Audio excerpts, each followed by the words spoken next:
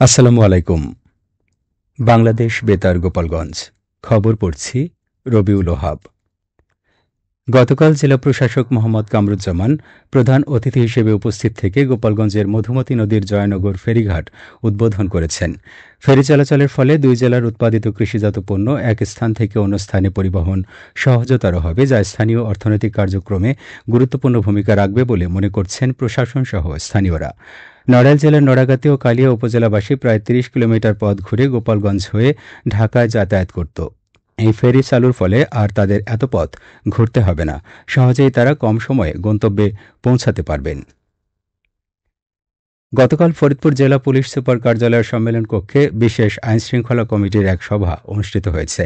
সভায় আগামী ১৩ই নভেম্বর কার্যক্রম নিষিদ্ধ আওয়ামী লীগ ঘোষিত ঢাকা লকডাউন উপলক্ষে আইনশৃঙ্খলার পরিস্থিতি যাতে কোনরূপ অবনতি না ঘটে সে লক্ষ্যে পুলিশ সুপার মহোদয় সকল থানার অফিসার ইনচার্জগণকে বিভিন্ন দিক নির্দেশনা প্রদান করেন।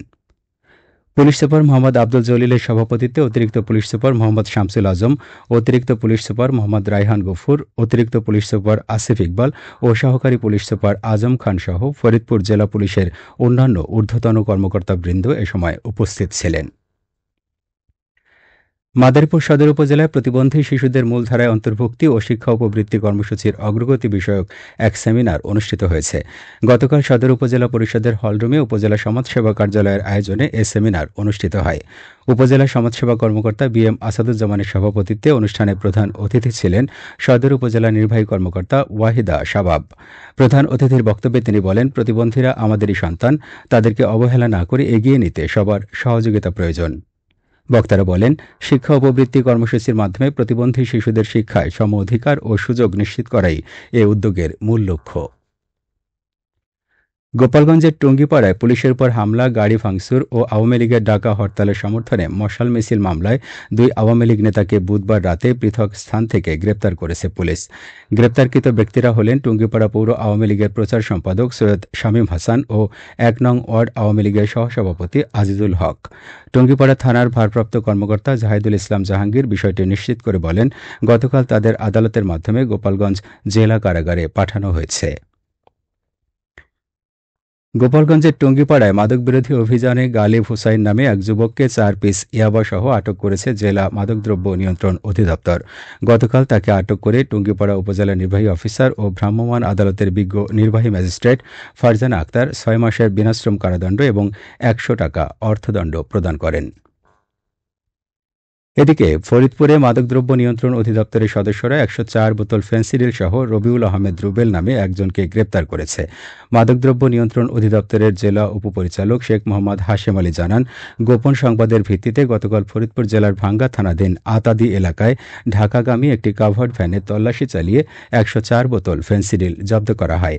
এই বিষয়ে পরবর্তী আইনানুগ ব্যবস্থা প্রক্রিয়াধীন রয়েছে বলেও জানিয়েছেন মাদকদ্রব্য নিয়ন্ত্রণ অধিদপ্তরের ওই কর্মকর্তা।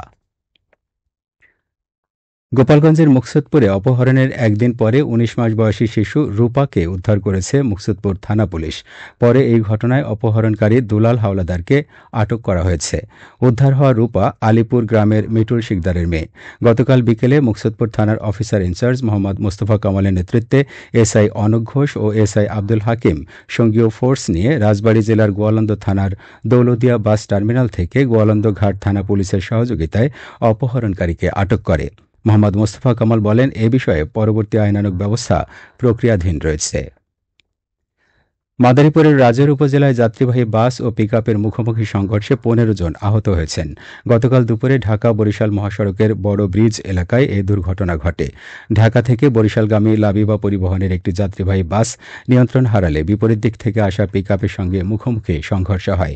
এতে পিকআপের সামনের অংশ দুমড়ে মুচড়ে যায় এবং বাসটি সড়কের পাশের খাদে পড়ে যায়।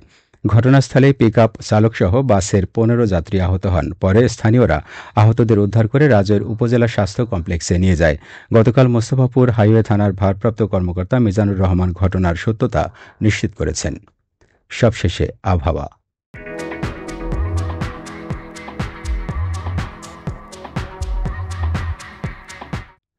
আজ বেলা ১টা পর্যন্ত আবহাওয়ার পূর্বাভাসে বলা হয়েছে, দেশের অভ্যন্তরীণ নদীবন্দরসমূহের জন্য কোনো সতর্কবার্তা নেই এবং কোনো সংকেতও দেখাতে হবে না।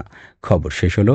আমাদের পরবর্তী খবর প্রচারিত হবে আগামীকাল সকাল ৮টা ৩০ মিনিটে বাংলায়।